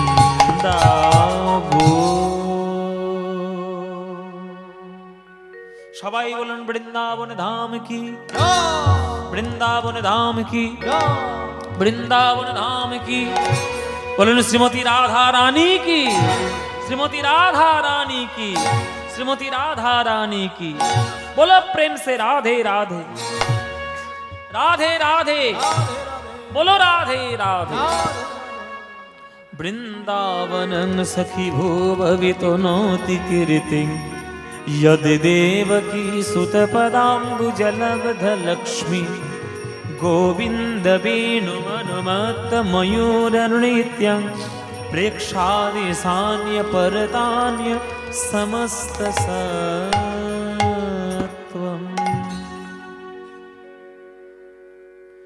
ষড় গোস্বামীর এক গোস্বামী তখন বাস করত বৃন্দাবনে। ষড় গোস্বামীরা কোন গোস্বামী বাস করতেন? তার নাম হচ্ছে গোপাল ভট্ট গোস্বামী। আমরা কি বলি মায়েরা? আমরা বলি জয়রূপ সনাতন ভট্ট রঘুনাথ। তারপর কি বলি? শ্রীজীব গোপাল ভট্ট দাস রঘুনাথ। এই যে গোপাল ভট্ট, এই গোপাল ভট্ট তখন বৃন্দাবনে বাস করতেন। এই গোপাল ভট্টের বাড়ি কোথায়? দক্ষিণ ভারত। শ্রীরঙ্গম মন্দির, বিষ্ণু মন্দিরে যখন মহাপ্রভু চাতুর্মাস্য ব্রত করেছিলেন, তখন সেই শ্রীরঙ্গম মন্দিরের যিনি সেবায়িত ছিলেন তার নাম বেঙ্কট ভট্ট। কি বললাম মায়েরা? বেঙ্কট ভট্ট। সেই বেঙ্কট ভট্টের পুত্র হচ্ছে গোপাল ভট্ট। তখন গোপাল ভট্ট শিশু, বাচ্চা, কিশোর, তখন মহাপ্রভু গিয়েছেন। এবার তো এই সেবার পরিচালনার জন্য সেবার দায়িত্বে ছিলেন গোপাল ভট্ট। তার সেবায় প্রসন্ন হয়ে মহাপ্রভু তাকে আশীর্বাদ করেছিল যে তোকে দক্ষিণ ভারতের সকল শাস্ত্র পড়ে, ওরে গোপাল, তোকে বৃন্দাবন যেতে হবে, বৃন্দাবনে শাস্ত্র রচনা করতে হবে। কেননা দক্ষিণ ভারতে যত শাস্ত্র আছে তত উত্তর ভারতে নেই, সেইগুলো তোকে আনতে হবে। তাই সেই দক্ষিণ ভারতের শাস্ত্র মন্থন করে তখন গোপাল ভট্ট একটা গ্রন্থ রচনা করেছিল। সেই গ্রন্থটার নাম হচ্ছে শ্রী শ্রী হরি ভক্তি বিলাস। এই হরি ভক্তি বিলাস আমরা বাঙালিরা পেয়েছি ওই গোপাল ভট্টের জন্য। এই হরি ভক্তি বিলাস গ্রন্থ রচনা করেছিল। তিনি বৃন্দাবনে তখন থাকতেন। তা শ্রীনিবাস যেদিন প্রবেশ করবে বৃন্দাবনে, তার আগের দিন রাত্রির বেলায় মহাপ্রভু গোপাল ভট্টকে স্বপ্নাদেশ দিয়েছেন যে ওরে গোপাল, আমার শ্রীনিবাস আসছে, তুই ওকে দীক্ষাটা দিয়ে দিস। শ্রীনিবাস বৃন্দাবনে প্রবেশ করেছে আর গোপাল ভট্ট হাত তুলে দাঁড়িয়েই রয়েছে, এসো শ্রীনিবাস এসো, তোমাকে আমি দীক্ষা দেব বলে দাঁড়িয়ে আছি। গুরুদেব, আপনি আমায় চিনলেন কি করে? বলে, যাকে দেখতে অবিকল আমার গৌরাঙ্গ মহাপ্রভুর মতো তাকে আবার চিনতে কোনো অসুবিধা হয় নাকি? আমি তো এমনি চিনে ফেলবো। আর আমার স্বয়ং মহাপ্রভু আমাকে আজ্ঞা দিয়েছেন যে তোমায় দীক্ষা দিতে হবে। তা মহাপ্রভু আগে থেকেই ব্যবস্থা করে রেখেছেন, তাকে দীক্ষা দিলেন গোপাল ভট্ট। সেই দীক্ষা নেওয়ার পর গোপাল ভট্টেরই আজ্ঞায় আমার শ্রীনিবাস গেলেন জীব গোস্বামী প্রভুপাদের কাছে শ্রীমদ্ ভাগবত শ্রবণ এবং পঠন পাঠনের জন্য। যাও, শ্রীমদ্ ভাগবত শ্রেষ্ঠ। নিম্ন গানং যথা গঙ্গা দেব মামুচ্যতে যথা বৈষ্ণবানং যথা শম্ভো পুরাণানাং বিদং তথা। মায়েরা, নদীদের মধ্যে গঙ্গা শ্রেষ্ঠ, দেবতাদের মধ্যে বিষ্ণু শ্রেষ্ঠ, বৈষ্ণবদের মধ্যে শিব ঠাকুর শ্রেষ্ঠ, আর শাস্ত্রের মধ্যে ভাগবত শ্রেষ্ঠ। এই যে বলছে বৈষ্ণব জন তো তেনে কহিয়ে যে পীড় পরায়ে জানে রে। শুধু বৈষ্ণবীয় সাজ নিলে বৈষ্ণব হওয়া যায় না। এই শিবের মন্দিরে এসে দেখো শিব ঠাকুর কেমন বৈষ্ণব। শিবের থেকে বড় বৈষ্ণব এই বিশ্বব্রহ্মাণ্ডে কেউ আছে? কেউ নেই। কত বড় বৈষ্ণব! পরের উপকারের জন্য যে নিজেকে বিলিয়ে পর্যন্ত দিতে পারে, প্রাণের ভয় না করে, সেই তো প্রকৃত বৈষ্ণব। আমরা শুধু মালা তিলক নিচ্ছি আর বৈষ্ণব বললে নিজেদেরকে ঢং সাজাচ্ছি। ও করলে হবে না। বৈষ্ণব সেই হবে পীর পড়ায় জানে রে, পর দুঃখে উপকার করে যো মন অভিমানে না আয় রে। পর দুঃখ কর, পর দুঃখে উপকার করে বেড়াবে, কিন্তু উপকারের বদলে নিজের কিছু অভিমান থাকবে না, সেই তো বৈষ্ণব। সমুদ্র মন্থনের ঘটনা শুনেছো মায়েরা? শিব ঠাকুরের মন্দিরে এসেছি, তার মহিমা একটু না বললে হয়? সমুদ্র মন্থনের ঘটনা শুনেছে তো? দেবতাদের লোভ বেড়ে গেল, অমৃতের পরে বোধহয় আরো ভালো জিনিস পাবো, ওই বেশি জিনিস কচলালে তো হয়ে যায়, সেই রকম অবস্থা আর কি। সমুদ্র মন্থন করতে করতে অমৃতের পর এক ভাণ্ড বিষ উঠল। এক ভাণ্ড বিষ। এই বিষ যখন উঠলো, কোন দেবতা, ইন্দ্র, বরুণ, চন্দ্র, সূর্য, কেউ এগিয়ে এলো না তাকে নিবারণ করার জন্য। কেন? ওদের কি ক্ষমতা নেই? ক্ষমতা নেই, তারা পারবে না। বিষের তীব্র দাবদাহে তারা জ্বলে যেতে লাগলো, বিশ্বব্রহ্মাণ্ড ছাড়খাড় হচ্ছে, এত তীব্র বিষ। ওই হলাহল বিষ উঠেছে, হলাধল বিষ উঠেছে, সেটা কারোর পান করার ক্ষমতা নেই, কারোর ক্ষমতা নেই। এলো কে? এলো আমার শিব ঠাকুর। শিব ঠাকুরই এলেন, নিজের জীবনের পরোয়া না করে ওই বিশ্বব্রহ্মাণ্ডকে জ্বালা দেওয়া বিষ নিজেই তিনি কণ্ঠে ধারণ করলেন। নিজে কণ্ঠে ধারণ করলে সেই কণ্ঠ হয়ে গেল নীলাভ বর্ণ। কিন্তু শিব মরল না একটাই কারণ, যেহেতু বিষটা পান করার আগে অমৃতের অংশ তার পাওয়া হয়ে গেছিল, ওই জন্য সে মরেনি। কিন্তু প্রাণের পরোয়া না করে যে জগৎবাসীকে বাঁচানোর জন্য বিষটাকে গ্রহণ করলো, সে বৈষ্ণব হবে না তো কে হবে বাবা? তাই শিব ঠাকুরের সম্পর্কে আপনাদের অনেক ভ্রান্ত ধারণা আছে। এসব ভ্রান্ত ধারণাগুলো কাটান। জেনে রাখবেন, আমাদের লোকাচারে, আমাদের লোকের রীতিনীতিতে অনেকগুলো কুসংস্কার আর অন্ধবিশ্বাস ঢুকে গেছে। আমরা শিব ঠাকুর মানেই জানি গাঁজা খেয়ে লোক। কেউ কোন শাস্ত্রে আপনি দেখাতে পারবেন যে শিব গাঁজা খেয়ে বেড়ায় শ্মশানে মশানে? শিবের মতো যোগী, শিবের মতো শাস্ত্রজ্ঞ, শিবের মতো ধীর স্থির, শিবের মতো অত বড় বৈষ্ণব বিশ্বব্রহ্মাণ্ডে কেউ নেই। আর আপনি আপনার বাসনা পূরণ করার জন্য আপনার গাঁজা খেতে ভালো লাগে বলে আপনি শিব ঠাকুরের উপর দোহাই দিয়ে দিলেন। এসব উল্টো পাল্টা কাজ। নিজের কামনা বাসনা পূর্ণগুলো আমরা ভগবানের কাছে এসে করি কেন? কৃষ্ণ পরিষ্কার গীতায় বলেছে, কর্মণ্যেবধিকারস্তে মা ফলেষু কদাচন মা কর্মফল হেতুর্ভমা সঙ্গস্তনি কর্মণি। কর্ম করো, ফল তুমি পাবে, বিনা কর্মে ফল তোমাকে দেওয়া হবে না। আর আমরা আমাদের স্বভাব, আগে ফলের কথা চিন্তা করব, তারপরে আমরা কর্ম করব। খেয়ে দিয়ে কাজ নেই, সমস্ত মন্দিরে মন্দিরে সব আমরা মনের কামনা বাসনা নিয়ে আমরা মন্দিরে পুজো দিতে যাচ্ছি। আমার টাকা দাও, আমার গাড়ি দাও, আমার বাড়ি দাও, ছেলে দাও, মেয়ে দাও, এই দাও, ওই দাও। কেন? কি করতে দেবে ভগবান? শিবের অন্য কোনো কাজ নেই তোমার ওই জন্য দেওয়ার জন্য বসে আছে? তার বিশ্বব্রহ্মাণ্ড চালাতে হবে না? সে তোমার চাকরি দেওয়ার জন্য বসে আছে মন্দিরের মধ্যে। নিজে পড়াশোনা করবে না, পড়াশোনায় লপডঙ্কা, আর শিব ঠাকুরের কাছে এসে হত্যে দিয়ে পড়ে আছে চাকরি দাও। কেন? হাত দিয়েছে, পা দিয়েছে, মাথায় বুদ্ধি দিয়েছে, কর্ম করার ক্ষমতা দিয়েছে, নিজে অর্জন করো। শিব ঠাকুরের কাছে যদি কিছু চাইতে হয়, চেয়ে নেবে, হে শিব ঠাকুর, তোমার মতো ধৈর্য আমায় দাও, জ্ঞান আমায় দাও, ভক্তি আমায় দাও, প্রেম আমায় দাও, বুদ্ধি আমায় দাও, তোমার মতো বৈষ্ণবীয় স্বভাব আমায় দাও। এইগুলো চাইবেন। সব মানত টানত করে আর এই সব মন্দিরে এসে অপবিত্র করবেন না। নিজের কলুষতা যেন ভগবানকে চড়াবেন না, ভগবানের কাছে নিজের মনটাকে পবিত্র করানোর জন্য আসুন। গাঁজা খাওয়াটাও শিবের কাজ নয়, আর আপনার খাওয়ার ইচ্ছা হয়েছে বলে শিব ঠাকুরের উপর দোহাই চাপাবেন না। এই হচ্ছে শিব ঠাকুরের মহিমা। নিজের মানত নিজের কাছে রাখুন। নিজের মানতগুলো ভগবানকে দিয়ে পুড়িয়ে নেওয়ার চেষ্টা করবেন না, তাতে অপরাধ হয়, আর তাতে ভগবান সম্বন্ধে আপনার কিচ্ছু জানা হয় না, আপনি শুধু একটা অন্ধকারের জগতে পড়ে থাকেন। ওই সমস্ত লোকাচারে যাবেন না, ভগবানের কাছে শুধু প্রেম ভিক্ষা করতে আসবেন, যে আমাকে প্রেম দাও, মনুষ্যত্ব দাও, বোধ দাও, বুদ্ধি দাও, জ্ঞান দাও, এগুলোই চাইবেন। আপনাদেরকে তো সৎ কথা বলার লোক নেই, নিজের কামনা বাসনার জন্য অন্য হাজার লোক আপনাকে হাজার অসুবিধার কথা বলে দেবে, সাধন ক্ষেত্র কেউ বলবে না, সঠিক পথ কেউ বলবে না। এগুলো জানবেন, জানার চেষ্টা করুন। লোকাচারের কুসংস্কার থেকে মুক্ত করুন, নিজেকে সুসংস্কারে পরিবর্তিত করুন। তাই যাও শ্রীনিবাস, গিয়ে ভাগবত পাঠ শিখিয়ে এসো শ্রী জীব গোস্বামীর কাছে। জীব গোস্বামীর থেকে ভাগবত পাঠ কেউ তোমায় ভালো শেখাতে পারবে না। জীব গোস্বামীর কাছে গেলেন শ্রীমদ্ ভাগবত শেখার জন্য।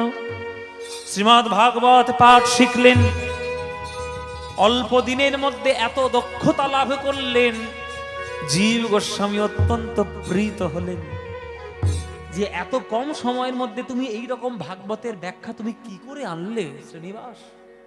তোমার এই ভাগবত পাঠ দেখে আমি এত প্রসন্ন হয়েছি, এত আনন্দিত হয়েছি। এতদিন তোমার নাম ছিল শ্রীনিবাস ভট্টাচার্য, আজ থেকে তোমার নাম হলো শ্রীনিবাস আচার্য।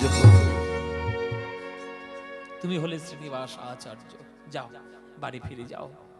বৃন্দাবন থেকে আবার চলে এলেন বাংলাতে, কিন্তু চাকন দিতে গেলেন না। কোথায় এলেন? তার মামার বাড়ি ওই কাটোয়ার পাশে জাজিদ গ্রাম। জাজিদ গ্রাম আছে না, এ আপনাদের বর্ধমান, আপনারা জানবেন না তো কে জানবেন? কাটোয়া ঢোকার আগেই জাজিদ গ্রামটা পড়ে, রাস্তার পাশে বট গাছের তলায়। ওই জাজিদ গ্রামটা ছিল শ্রীনিবাসের মামার বাড়ি। সেই মামার বাড়িতে সে শ্রীনিবাস রইলেন। বিবাহ যাকে করেছিলেন তার নাম গৌরাঙ্গ প্রিয়া দেবী। গৌরাঙ্গ প্রিয়া দেবীকে বিবাহ করলেন, সংসারী হলেন। আর শ্রীমদ্ ভাগবত এবং শিষ্য এবং কীর্তন গান এই সমস্ত কিছু ভাগবতের অংশ হয়ে গেল, শ্রীনিবাসের জীবনের অংশ হয়ে গেল। এই সময় একটা ঘটনা ঘটল। কি ঘটনা? বৃন্দাবন থেকে বাবাজিরা ঠিক করলেন যে বৃন্দাবন থেকে দিল্লি বেশি দূর নয়, আর দিল্লিতে তখন শাসন করছে মুসলমান নবাবরা। কোন নবাবের মাথার পোকা নড়ে উঠবে, আর সে তখন বৈষ্ণবদের ওই শাস্ত্রগুলো পোড়ানোর জন্য বৃন্দাবনে আক্রমণ চালাবে, বৃন্দাবনের মন্দির ধ্বংস করবে, কোনো ঠিক নেই। ও মাথার ঠিক নেই তো, কোথায় কি করে ফেলবে কোনো ঠিক নেই। তা কোন নবাব, কোন কি, তার কার মনে কি ইচ্ছে হবে, কোনো ব্যাপার নেই। তা আমরা যেসব শাস্ত্রগুলো রচনা করেছি সেগুলো যদি নষ্ট হয়ে যায়, তাহলে নালন্দা বিশ্ববিদ্যালয়ের মতো সমস্ত ধ্বংসাবশেষ হবে, সব ধ্বংস হয়ে যাবে। তাই এক কাজ করা হোক, মহাপ্রভুর কৃপায় যেহেতু বাংলা খানিকটা সুরক্ষিত, বৃন্দাবনের সকল শাস্ত্রগণ ওই কাঠের পেটিতে বন্দি করে বৃন্দাবন থেকে বাংলায় পাঠিয়ে দেওয়া হোক। মায়েরা, বৃন্দাবন থেকে বাবাজিরা কাঠের পেটিতে বাক্স বোঝাই করে গরুর গাড়িতে শাস্ত্র পাঠাচ্ছে বাংলাতে। আর বৃন্দাবন থেকে বাংলায় আসার মাঝখানে একটা রাজ্য পড়ে, একটা জায়গা পড়ে, সেই জায়গাটার নাম হচ্ছে বন বিষ্ণুপুর, যেটা আপনাদের পাশের জেলা বাঁকুড়া। বাঁকুড়া জেলায় বিষ্ণুপুর আছে না, ওই বিষ্ণুপুরের একটা রাজা ছিল তখনকার দিনে, তার নাম হচ্ছে বীর হাম্বির রাজা। কি বললাম মায়েরা? বীর হাম্বির। এই রাজার বৈশিষ্ট্য কি? দিনের বেলায় তিনি যখন সিংহাসনে বসেন তিনি বিরাট বড় রাজা, আর সন্ধ্যাটা পার হয়ে গেলেই তিনি ডাকাতের সর্দার। ডাকাতের সর্দার। সেই ডাকাতের সর্দার বীর হাম্বির রাজার হাত দেখে রাজ জ্যোতিষী বলেছেন যে আপনার পশ্চিম দিক থেকে খুব ভালো রত্ন ঢুকবে। তাই সমস্ত লাঠিয়ালকে পশ্চিম দিকে পাঠিয়ে দিয়েছে, বলে যেটাই ঢুকবে সেটাই ডাকাতি করে নিয়ে আসবে। কালু,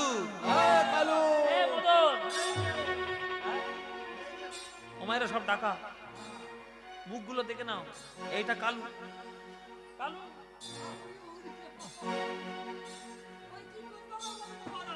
লাঠি নিয়ে যাবি, পশ্চিম দিকে আটকাবি, যা পাবি একবারে মাথায় লাঠি ভেঙে নিয়ে আসবি। এইসব কালু মদন যাচ্ছে ডাকাতি করতে। ও মায়েরা, বাবাজিরা ওই গরুর গাড়িতে বাক্স বোঝাই করে বই পাঠাচ্ছে। এবার যারা ডাকাতি করতে যাবে তারা বইয়ের মহিমা বুঝবে। সে বাবাজিদেরকে মেরে ঠান্ডা করে দিয়েছে। হারে রে রে রে রে রে,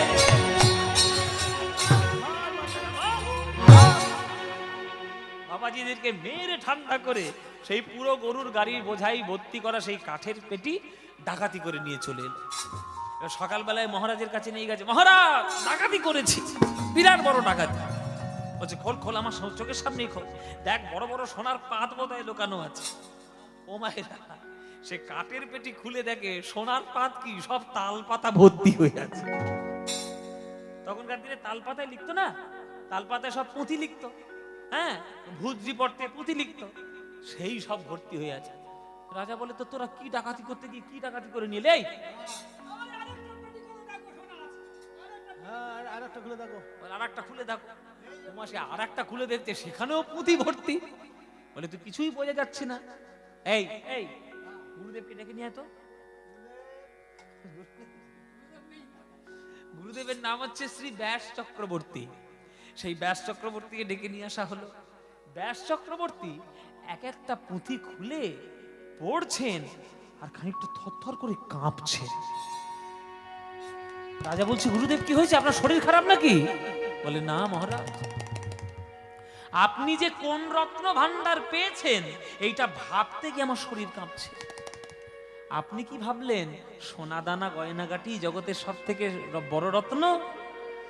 যে সাধনার ধন আপনি পেয়েছেন, এই উজ্জ্বল নীলমণি, দান কেলি কৌমুদী, এই যে আপনি পেয়েছেন হরিভক্তি বিলাস, এই সব গ্রন্থ ভান্ডার, বৈষ্ণবদের কত সাধনার পরে এই গ্রন্থ ভান্ডার প্রকাশিত হয়েছে।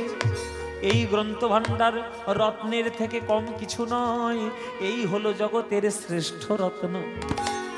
যার তার হাতে দিলে রত্নের অপমান হবে, যোগ্য ব্যক্তির হাতে সমর্পণ করে দিন। তখন ওই বিষ্ণুপুরের রাজা ঢেরা পিটিয়ে দিয়েছিল যে আমাকে ভাগবতে পাঠ করে যে আমাকে আমার মন গলাতে পারবে, আমি তাকে এই গ্রন্থ ভান্ডার উপহার দেব। তখন এই জাজিক গ্রামে খবর এলো শ্রীনিবাস আচার্যের কাছে। শ্রীনিবাস বুঝতে পেরেছেন যে কোন কোন গ্রন্থ এসেছেন, কেননা তিনি তো বৃন্দাবনে তখন ছিলেন। সেই গ্রন্থগুলো যখন সন্ধান পেলেন, জাজিক গ্রাম থেকে ছুটে চললেন বিষ্ণুপুরে। এক একটা গ্রন্থ উদ্ধার করছে রাজার কাছ থেকে। বীর হাম্বীর রাজা, বসুন মহারাজ, আপনাকে ভাগবত পাঠ করে শোনাবো। আমি কি চোখে জল আনার অধিকারী?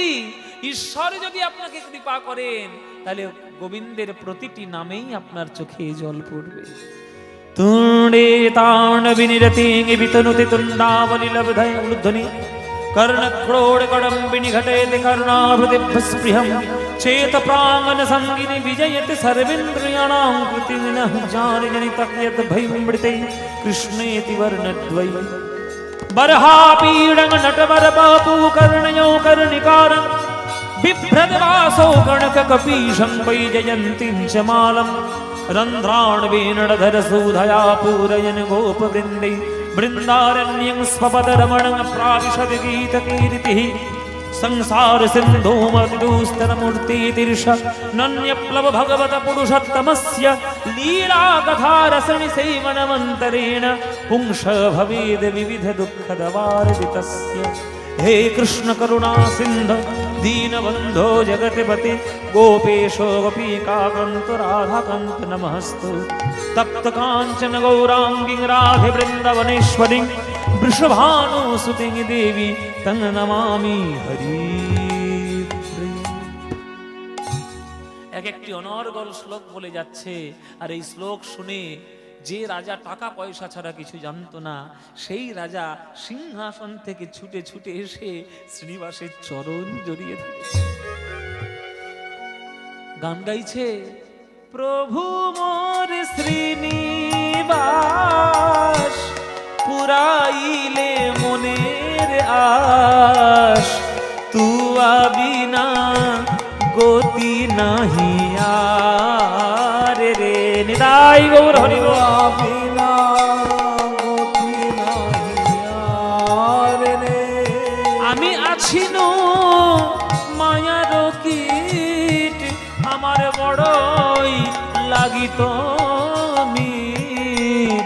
দেখাইলা অমিয়ার ধার হে দেখাইলা আমি আরো ধার রে। ও মাইরা, একটা গোবরে পোকা আর একটা মৌমাছি দুজনে বন্ধুত্ব হয়েছে। তা মৌমাছি গোবরে পোকাকে জিজ্ঞেস করছে, এ গোবরে পোকা তুই কি খাস? তখন গোবরে পোকা বুক ফুলিয়ে বলছে, আমি গোবর খাই। মৌমাছি বলছে, খাস গোবর, আবার বুক ফুলিয়ে বলছিস কেন? তুই যেটা খাস সেটা জগতে সব থেকে নিকৃষ্ট বস্তু, ওটা গরুর বিষ্ঠা। তখন গোবরে পোকা বলছে, তুই কি খাস? বলে, আমি কি খাই? আমি খাই মধু।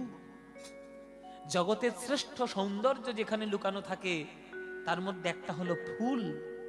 ফুলের মধ্যে পরাগ, তার মধ্যে রেণু, আর তার মধ্যে মধু। সেই মধু আমি পান করি। তখন গোবরে পোকা বলছে, ভাই মৌমাছি, আমাকে কি একটু মধু খাওয়াতে পারবি? ভেবে দেখুন মায়েরা, কোন মৌমাছি যদি গোবরে পোকার মুখে এক ফোঁটা মধু দেয়, তার কি আর কখনো গোবরে খেতে ভালো লাগে? আর গোবর খাবে? যদি মৌমাছি মধুর সন্ধান পেয়ে যায়, আর সে গোবরে মুখ দেবে? তত্ত্ব আছে এখানে। এখানে গোবরে পোকা কারা? এখানে গোবরে পোকা হলাম আমরা। আর মৌমাছি কারা? যারা সাধু সন্ত গুরু বৈষ্ণব, তাদের মুখ থেকে যদি একবার কৃষ্ণ নামামৃত মধু পান করে নিতে পারো, আর সংসারের গোবর তোমার ভালো লাগবে না। সেই কথাই বীর হাম্বির বলছেন, আছি নো মায়ার কীট, আমার বড়ই লাগিত মিঠ, দেখাইলা অমিয়ার ধার হে দেখাইলা আমি আরো ধার রে। জীবের নিস্তার লাগি নন্দসুত হরি, জীবের নিস্তার লাগি নন্দসুত হরি ওই ভুবনে প্রকাশ হন গুরু রূপ ধরি, ভুবনে প্রকাশ হন গুরু রূপ ধরি। মহিমায় গুরু কৃষ্ণ এক করি জানো, মহিমায় গুরু কৃষ্ণ এক করি জানো, গুরু আজ্ঞা হৃদে সদাই সত্য করি মান, গুরু আকার রে সদাই সত্য পরিমাণ। গুরু রূপে ভগবান, গুরু রূপে ভগবান, শিষ্যের করে পরিত্রাণ গুরু রূপে ভগবান। শিষ্যের করে পরিত্রাণ গুরু রূপে ভগবান। সেই বীর হাম্বির রাজা হয়ে গেছিল পরবর্তীকালে শ্রীনিবাসের শিষ্য। সেই সকল গ্রন্থা ভান্ডার উদ্ধার করলেন, নিজের কাছে নিয়ে এলেন, চলে এলেন আবার জাজিক গ্রামে। সেই শ্রীনিবাস আচার্যের সব থেকে প্রিয় শিষ্য যারা ছিল, তাদের মধ্যে নরোত্তম দাস ঠাকুর একজন, তার মধ্যে রামচন্দ্র কবিরাজ ঠাকুর একজন, তার মধ্যে গোবিন্দ দাস একজন। কত শিষ্য তিনি করেছেন। মনোহর শাহী ঘরানার কীর্তন নিজে তিনি তৈরি করেছেন। সেই শ্রীনিবাস আচার্যের পাঠবাড়ি হলো জাজিক গ্রাম। আপনারা পয়সা খরচা করে তো নানান জায়গায় বেড়াতে যান, আপনাদের নিজের পাশের জায়গায় এত বড় একটা জায়গা রয়েছে, একবার গিয়ে মাথা ঠুকে আসবেন মায়েরা, তবেই আপনারা আমাদের বাংলার মহিমাগুলো বুঝতে পারবেন। জয় নিতাই। সেই শ্রীনিবাস আচার্যের কথা, সেই মহাপ্রভুর দ্বিতীয় স্বরূপের কথা আজকেই আমরা এখানেই রক্ষা করলাম। শ্রীনিবাসের কৃপা বিন্দু আপনাদের মাথার উপর ঝরে ঝরে পড়ুক। আপনারা এত কষ্ট করে এই ঠান্ডার মধ্যে, এই বৃষ্টির সমস্ত কিছু মাথায় নিয়ে এতক্ষণ ধরে কীর্তন শুনলেন। চলুন জয় নিতাই। সেই শ্রীনিবাসের কথা আমরা এখানে বিশ্রামে রাখলাম, আর একটা ভজন গাইতে গাইতে শেষে আমরা সবাই গানটা আনন্দ করতে করতে আমরা বিদায় হব। আজকে সবাই মিলে গাইবেন, অচ্যুতম কেশবম কৃষ্ণ দামোদরম, অচ্যুতম কেশবম দামোদরম রাম নারায়ণম জানকী বল্লভম, রাম নারায়ণম জানকী বল্লভম। राम नारायणं जानकी वल्लभं, राम नारायणं। जानकी वल्लभम। कौन कहते हैं भगवान आते नहीं, कौन कहते हैं भगवान आते नहीं, कौन कहते हैं भगवान आते, कौन कहते हैं भगवान आते नहीं। तुम मीरा की जैसे बुलाते नहीं, तुम मीरा की जैसे बुलाते नहीं। अच्युतम केशवम कृष्ण दामोदरम, अच्युतम केशवम कृष्ण दामोदरम, नारायणं जानकी वल्लभं राम नाम